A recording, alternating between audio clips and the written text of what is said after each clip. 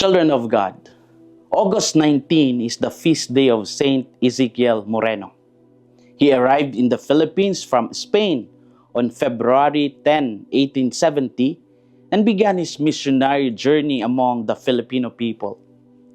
After his priestly ordination in Manila in 1871, Ezekiel was sent to Calapan, Oriental Mindoro for his first mission. There, he immersed himself in the life of the people and was said to have become proficient in Tagalog, allowing him to communicate more closely with those he served. His missionary work later brought him to Palawan, where he served as a military chaplain to a penal colony and became involved in the beginnings of communities in the area. He later returned to Calapan and, while still only 28 years old, was appointed Vicar Foreign of Mindoro. His ministry eventually brought him to places such as Las Piñas and Santo Tomas in Batangas, where he continued serving communities with dedication. In 1888, he left the Philippines for another missionary assignment in Colombia, carrying with him the experience of years spent among Filipino people. Interestingly, the Calapan that Ezekiel knew as a mission territory has now entered another chapter of its history because the Apostolic Vicariate of Calapan was elevated to a full-fledged diocese this year. Pope Leo appointed Bishop Moises Cuevas as its first bishop, making the development of the local church a remarkable continuation of the missionary work that began many generations ago.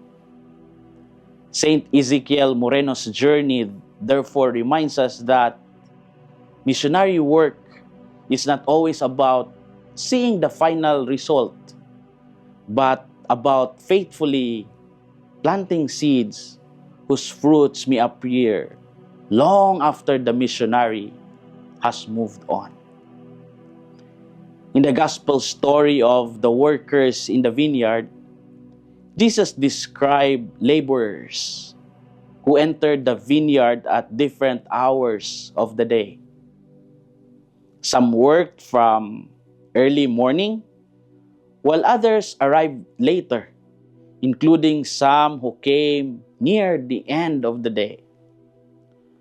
When the owner paid everyone the same amount, those who worked the longest, naturalmente, they complained because they expected to receive more. But the owner reminded them that he gave them exactly what he promised, and that he was free to be generous to those who arrived later. The story challenged the human tendency to measure fairness only through comparison. What are our inspirations for today? First, God does not measure our worth by comparing us with someone else. The workers who arrived early in the vineyard became upset because they compared their reward with the reward received by those who came later. Their complaint was understandable from a human point of view because they worked longer. But the vineyard owner reminded them that he did not take anything away from them. He gave them what he promised. We often fall into the same trap.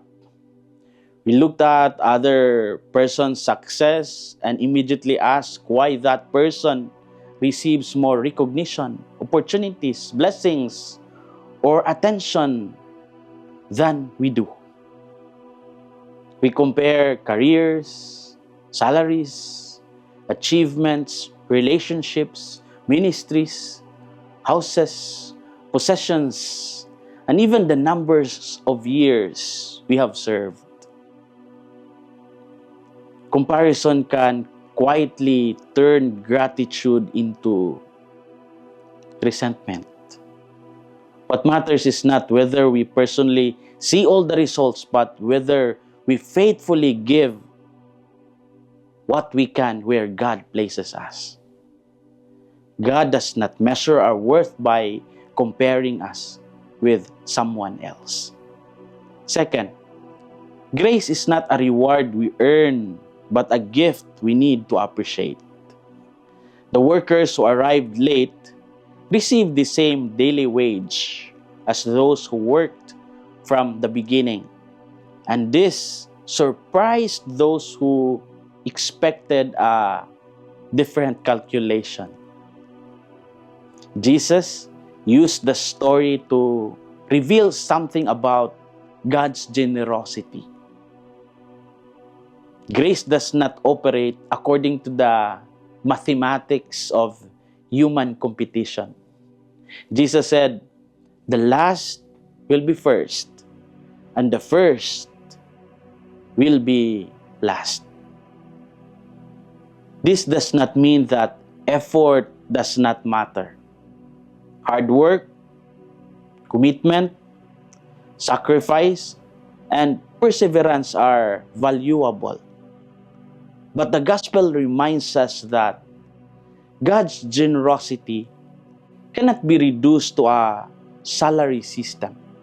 We cannot place God in debt to us simply because we have served longer, prayed more, sacrificed more, or worked harder.